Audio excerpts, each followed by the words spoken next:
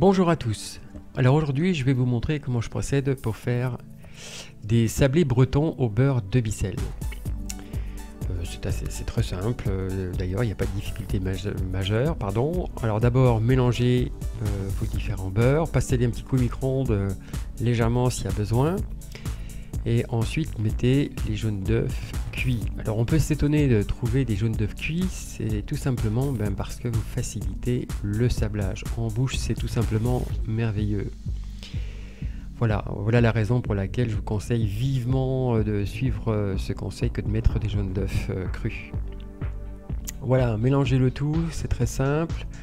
Une fois que tout est mélangé, vous mettez la fécule de pommes de terre. Alors là aussi, pourquoi de la fécule ? Donc la fécule c'est comme de la farine mais le gluten en moins. Or comme on veut une pâte qui soit justement avec un minimum de gluten, tout simplement pour éviter l'élasticité de la pâte, eh bien on enlève un peu de farine et on remplace par de la fécule. Voilà, une fois que c'est mélangé, eh bien on fait la même chose avec la farine. Allez-y doucement. Alors vous avez remarqué qu'il y a autant de beurre que de farine. C'est normal, les Bretons font des choses très bonnes et c'est pour cette raison il y a beaucoup de beurre. Alors voilà, mélangez tout cela intimement.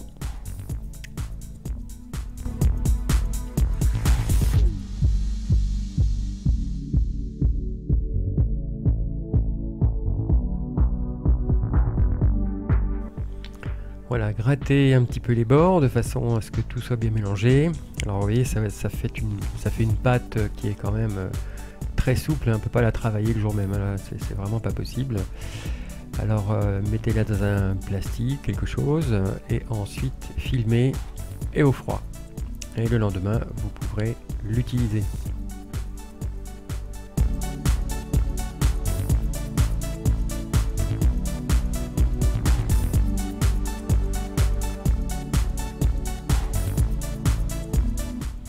Alors le lendemain, c'est tout le contraire, on a une pâte qui est vraiment dure. Alors je vous conseille en fait de la taper un peu avec un rouleau, et puis ensuite vous allez voir que même avec ça, ça sera pas facile de la travailler. Il faut la ramollir un petit peu avec les doigts, ça refait une pâte qu'on repétrit un petit peu. Alors en principe, on ne repétrit pas un sablé, mais là on n'a pas trop le choix, ça marche pas bien sinon. Et ensuite donc il suffit de l'étaler. Alors là j'ai deux règles d'environ 1,5 cm de façon à faire des sablés qui soient bien réguliers.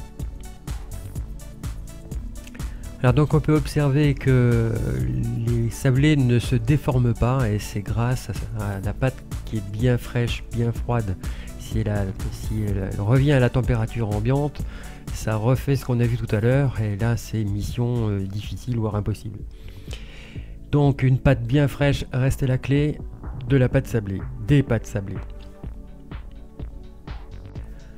Et pour la cuisson, alors 170 degrés, 160, 170 pendant 20 à 25 minutes et ça vous fait des sablés qui sont vraiment très bons. Ah oui, avant de les passer au four, n'oubliez pas de donner un petit coup de dorure, un œuf de dorure, ça va très bien.